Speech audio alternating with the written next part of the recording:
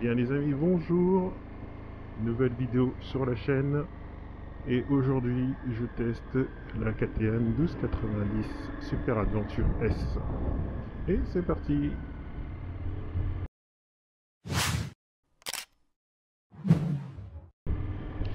Les amis bonjour, donc nouvelle vidéo sur la chaîne et aujourd'hui je teste la Ducati, je teste la Duke 1290 Super Adventure S. C'est la première KTM que je teste de ma carrière de motard, même si elle n'est pas très longue. J'ai jamais voulu tester les KTM parce que eh bien, c'était des motos qui ne me parlaient pas. Je me suis toujours arrêté à l'esthétique de la moto, cette fameuse façade qui est un peu particulière. Voilà, les goûts et les couleurs comme on dit. Et de par ça, c'est vrai que je me suis freiné à les tester à tort, hein, parce que finalement, c'est des motos qui, quand même, sont de bonne facture. C'est vrai qu'elles ont été impactées par quelques petites problématiques, mais en tout cas, ça vaut le coup de la tester pour pouvoir se faire un vrai avis. Du coup, voilà, 12,90 entre les jambes, et pour le moment, comme à mon habitude, je vais vous indiquer comment je me sens dessus, la position de conduite, le bras de levier, la maniabilité, le moteur, etc. On va voir tout ça en revue ensemble. J'ai à peu près une toute petite heure pour pouvoir la tester et l'essayer et la regarder sous toutes les coutures. Et on va faire ça ensemble. Alors pour commencer, la position de conduite. Et on est sur un maxi trail, donc position de conduite très droite, les jambes qui ne sont pas pliées, les pieds qui reposent sur de gros cale-pieds, et on est plutôt bien assis. Et j'ai la chance d'avoir en plus de ça une selle confort qui contribue à accentuer le confort sur cette moto. Donc pour l'instant c'est plutôt parfait, je n'ai rien à dire, on est plutôt bien. Alors attention, la moto que j'ai, elle est full option, full option. De base, donc le commercial me disait que elle était à 18 000 €, plus de 18 000 € en tout cas, en version simple. Et là, avec toutes les options qu'elle a, donc elle a tout le paquet électronique, elle a le pot d'échappement à Krapovic, elle a la selle confort, elle a vraiment toutes les options et elle est au-delà des 20 000 €. 21 000 €, vous voyez, donc voilà. Est-ce que ça vaut le coup par rapport à d'autres motos, d'autres concurrentes? Bah, elle reste quand même de base en dessous des prix de la concurrence, donc j'aurais tendance à dire oui. Voilà, ça c'est pour le côté marketing. Alors revenons donc à notre essai. Donc confortable à l'assise, une prise en main qui est presque instantanée, hein. Moi qui n'ai jamais conduit de KTM, eh bien la prise en main est quasiment instantanée. Ça c'est plutôt intéressant. On a un guidon qui est moins long que par exemple une Ducati ou qu'une BM S1000 XR, et pourtant la maniabilité y est. Pour un maxi trail de 220 kg à sec, ben, elle semble légère. Elle est légère cette moto, très maniable. Elle va où le regard va en fait. Ça c'est très intéressant. J'aime beaucoup. Alors, on a une roue de 19 pouces à l'avant et puis de 17 à l'arrière. Voilà, j'aime bien moi cette différence parce que ça contribue énormément à la maniabilité des motos quand on a ce genre de configuration là. Alors je dis pas 17 c'est bien aussi, hein. Mais là pour le coup avoir un moteur qui est plus petit que celui de l'avant, je trouve que c'est bien, ça contribue beaucoup à améliorer la maniabilité de la moto. Voilà, on a de belles suspensions à l'avant, hein, WP de 48 mm. Alors j'espère que vous m'entendez bien parce que là, avec cette bulle et le vent qu'on a aujourd'hui, il y a énormément de turbulences. J'espère que vous m'entendrez bien. Donc je parlais de la suspension avant avec 48 mm, de 48 mm avec un débattement de 200 mm. On est en présence d'une bonne fourche. En plus, il y a de l'électronique partout. Là, cette moto, elle dispose de 4 modes de conduite. Elle a le mode street, le mode sport, le mode pluie et le mode off-road. Là, je suis sur le mode street. Et alors sur ce mode de street là, la poignée, la réponse à la poignée est très douce, vraiment très douce. Et ce que je trouve intéressant, en plus de ça, c'est que c'est un bicylindre en V qui fait 160 chevaux. Alors toute la puissance, vous l'aurez à partir de 8000 tours minute. Et un gros couple, et c'est ce qu'on aime bien avec les Bi, c'est qu'ils ont énormément de couple. Et là, cette moto là, elle ne fait pas dans la dentelle. On a 14 mètres kg de couple à partir de 6500 tours. Donc vraiment disponible. Et vous voyez, je suis à demi-tour en troisième. Eh ben, elle ne bronche pas, elle ne donne pas d'à-coups. J'aime beaucoup en fait le comportement moteur.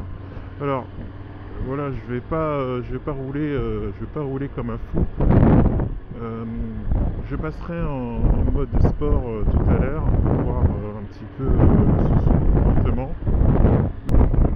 Je sais pas, elle vous met en confiance directement. Vous voyez, ça fait quelques minutes que je l'ai et elle vous met en confiance. Et je trouve que le train avant, il est incisif, il est précis, il va où les yeux vont. Il suffit d'exécuter une petite pression et la moto, paf, elle y va quoi. Et ça, c'est intéressant. Sur la rétrovision, on a des petits rétroviseurs. Alors là, je suis en réglage maximum, vous voyez là, réglage maximum. Je vois à l'arrière. Je vois ce qui se passe à l'arrière. Par contre, je vois énormément mes bras, même si je les déporte un petit peu à l'arrière, sur le côté. Voilà, on voit quand même ses bras. Mais malgré tout, voilà, j'ai connu pire en rétrovision, ça offre quand même une bonne rétrovision. Mais là, je suis à fond vers le haut. J'aurais aimé qu'il bascule un petit peu plus. Alors, peut-être que c'est une histoire de réglage autre que celui que j'ai. Mais ouais, au niveau de la rétrovision, je pense que c'est perfectible, mais ça fait le job. Voilà, on voit quand même clairement ce qui se passe derrière. Alors, la bulle, on en parle de la bulle. Elle est réglable à plusieurs niveaux avec cette petite modelette qui est là, que je vous montrerai plus clairement en statique. Là, elle est en position haute, complète. Et alors, le flux d'air, il vient directement sur le... Alors, vous schématisez le front, en fait, au niveau du casque. Voilà, il va à ce niveau-là. Je suis à 55 km/h et je trouve que ça génère pas mal de turbulences. Alors, aujourd'hui, il y a quand même du vent. En plus, le vent est en pleine face. Donc, en plus de ça, ça accentue cet effet de turbulence, de bruit. Voilà. Pour la hauteur de la bulle, pour l'instant, je suis pas forcément fan. Je verrai en position basse ce que ça donnera.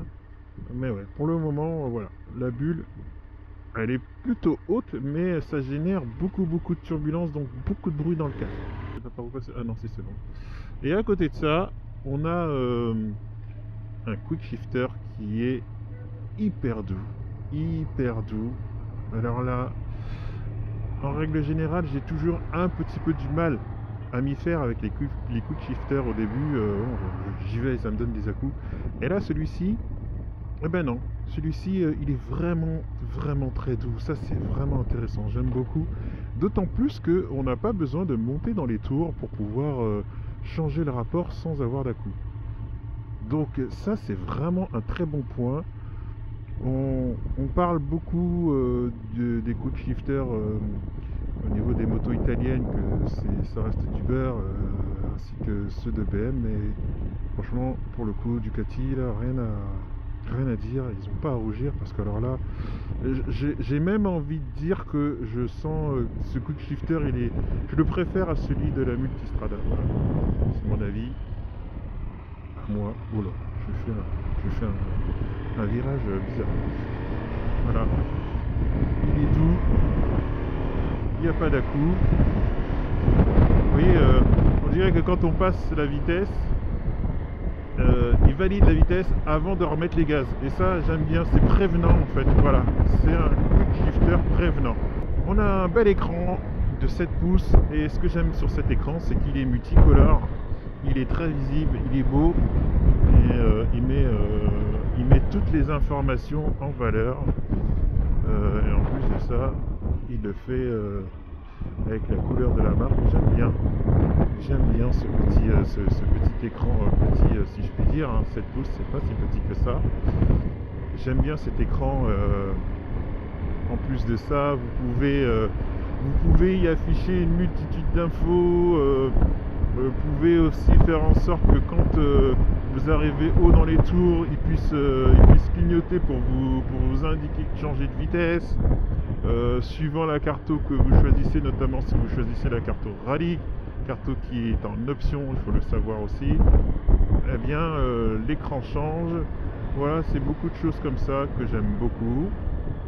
Des petits gadgets pour certains, des choses importantes pour d'autres. Moi je trouve que c'est un plus. Et quand on en a du plus sur une moto, ben, c'est jamais négligeable. Donc j'aime beaucoup. Les feux additionnels, les feux de route, etc. Clignotants, tout est en LED hein, maintenant. On est en 2024, ça y est, les ampoules, c'est terminé. Hein. Donc tout est en LED. Et ce que j'aime bien, oh là là, oh là là là là. On a l'impression que la moto, elle veut piloter à votre place. Oh, c'est terrible ça. J'aime beaucoup. On a sur les commodos pas mal de boutons, mais on n'est pas perdu. Encore une fois, je vous montrerai tout ça une fois que l'on sera arrêté. Et là, je vais vous montrer la moto sous toutes ses coutures. Et je vous dis à tout de suite.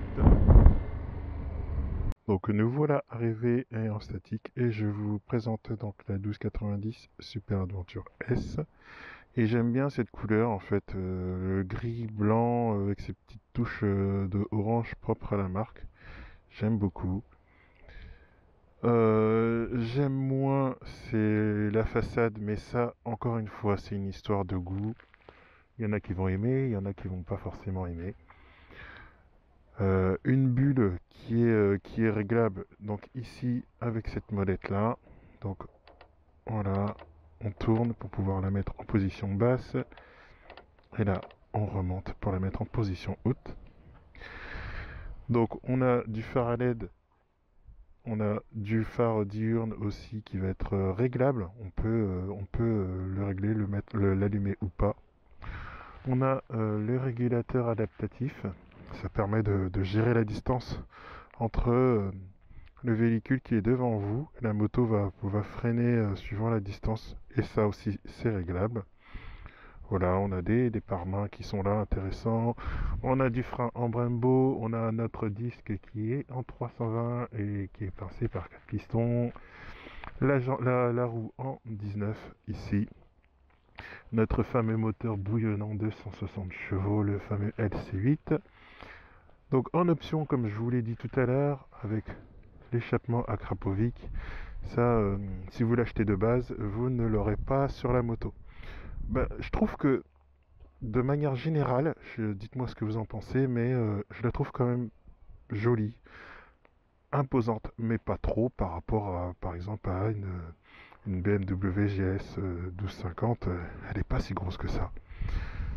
Notre pneu de 17 à l'arrière avec un disque de frein de 267 cm avec l'ABS et qui est pincé par 2 pistons Brembo. On a notre selle confort qui est en 2 parties. Voilà, on a ici la possibilité de mettre un top case. Au niveau des commodos, donc je vais vous présenter les commodos aussi. Donc Ici, on a toute la partie pour pouvoir rentrer dans les modes, dans les différents modes. Les clignotants, ici pour pouvoir gérer le régulateur de vitesse, on appuie ici pour pouvoir monter la vitesse. Et puis, on appuie, alors j'espère que vous allez le voir, ici pour pouvoir descendre la vitesse. Et je trouve que c'est très pratique parce que quand vous avez la main dessus, hop, avec le pouce vous appuyez et puis avec l'autre doigt vous pouvez eh bien diminuer la vitesse. On a notre embrayage qui est réglable en écartement ici. Voilà, de l'autre côté, on a notre démarrage, notre coupe-circuit, le bouton warning qui est cher à mon cœur. Et on a ce bouton-là, lorsque vous avez la clé, ce bouton-là, ça permet de déverrouiller la moto. Voilà. Et on appuie dessus pour pouvoir l'éteindre. Donc, notre fourche WP en 48 mm avec 200 mm de débattement qui est semi-active, qui est réglable sous toutes les coutures de manière électronique. Ça, j'aime beaucoup. Notre fameux quick shifter ici qui est très doux. Alors on a les quatre pieds là qui sont, vous voyez, franchement on sent que c'est pas mal conçu, c'est bien dur et ça permet lorsque bien on veut passer en off-road pour pouvoir se mettre debout, et bien ça permet de pouvoir avoir une stabilité conséquente. Notre réservoir de 23 litres, voilà, ça permet quand même une belle autonomie pour pouvoir rouler. Et ici, on a la possibilité de pouvoir ranger les clés, pouvoir ranger son portable. Voilà. On a une petite prise ici de 12 volts. Voilà, j'espère que vous la voyez. Voilà, et c'est tout pour la présentation de cette moto. Je vous laisse en image et je reviens pour pouvoir vous présenter le compteur.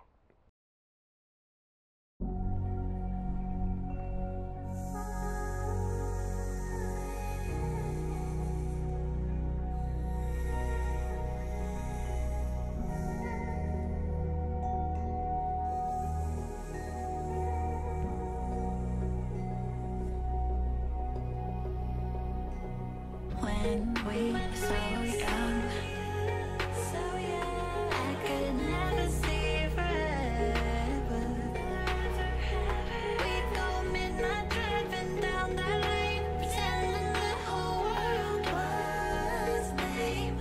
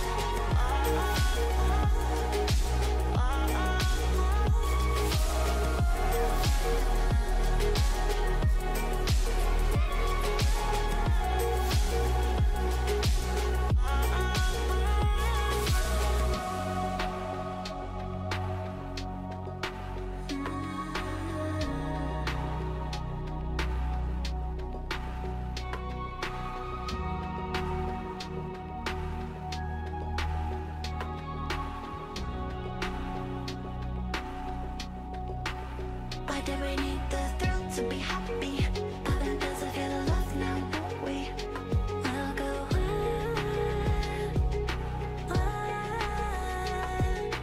Eventually, what goes up must come down.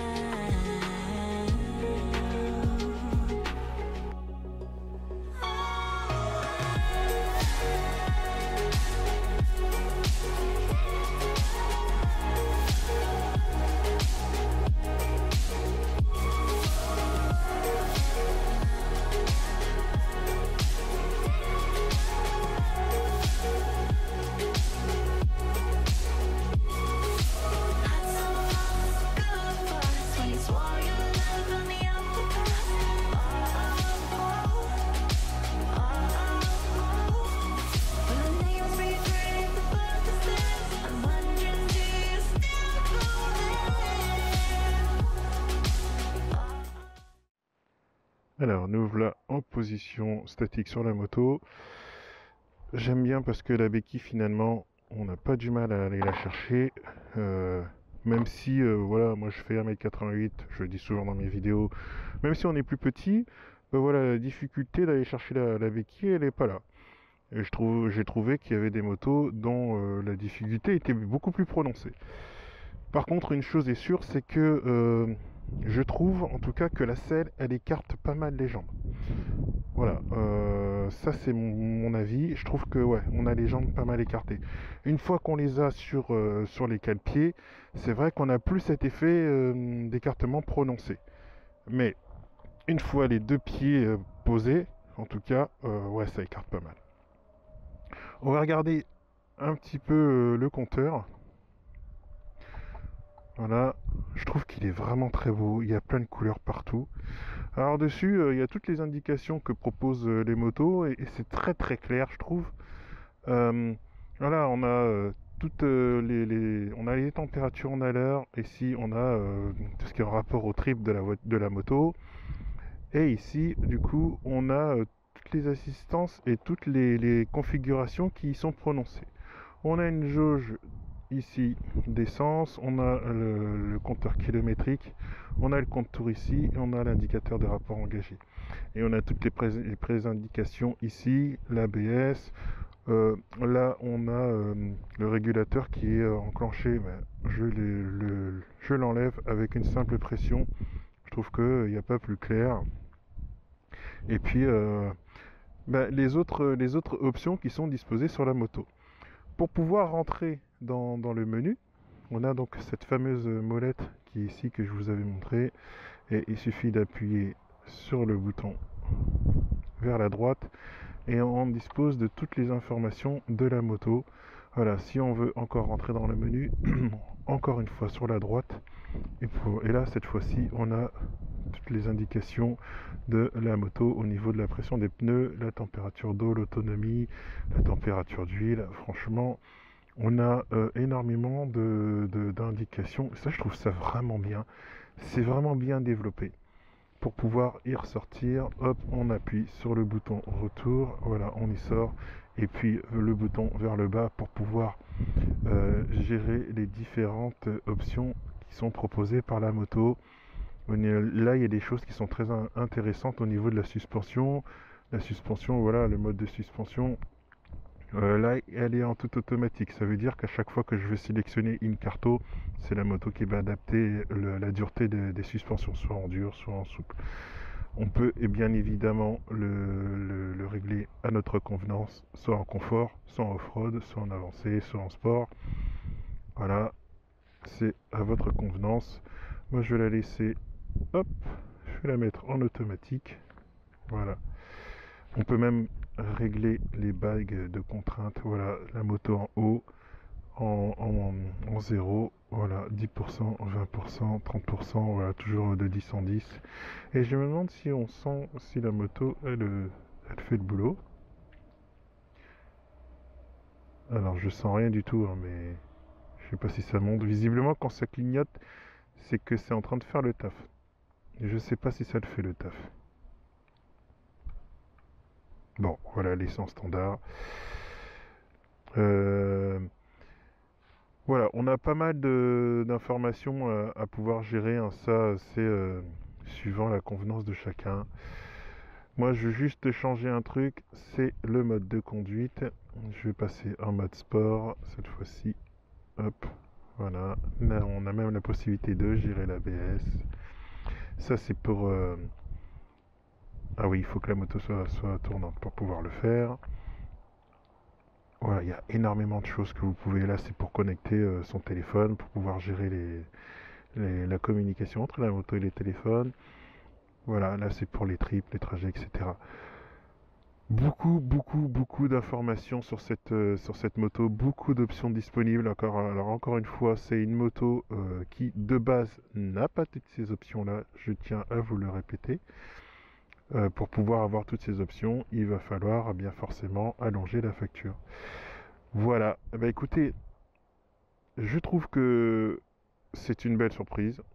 Une belle surprise. Moi qui voulais pas tester de KTM, eh ben, écoutez, j'en suis plutôt, je suis plutôt convaincu de cette moto. On va l'éteindre. Je suis plutôt convaincu de cette moto, je la trouve plutôt jolie. Euh, Sauf la face avant, forcément la face avant, j'ai pas forcément d'attirance pour ce genre de véhicule. Il y a vraiment que cette face avant là qui... Voilà, j'ai un peu de mal. Sinon, dans l'ensemble, cette moto, elle a de sérieux arguments. Vraiment, de très gros arguments.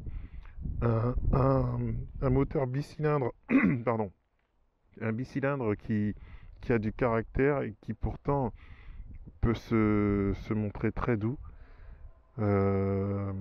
Généralement, on dit que les bicylindres n'aiment pas rouler dans les bas-tours. Ben, cette moto prouve le contraire parce que on pouvait cruiser à 2000 tours minute, pardon, je vais y arriver. Eh bien, il n'y aura pas de problème. Voilà, elle est juste efficace et ça remet vraiment en cause ma façon de penser sur KTM. Alors effectivement, il semblerait que sur certains modèles, il y ait eu des problèmes.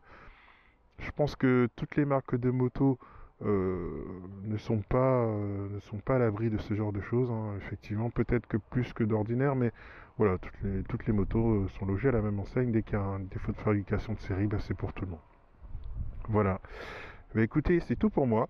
J'espère que la vidéo vous aura plu. N'hésitez pas à me laisser des commentaires.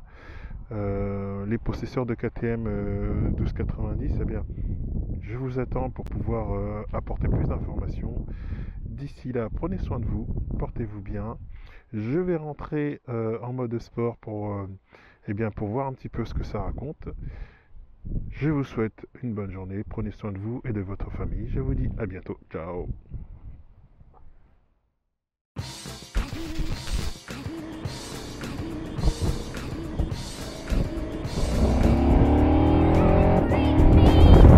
Ah ouais, c'est autre chose.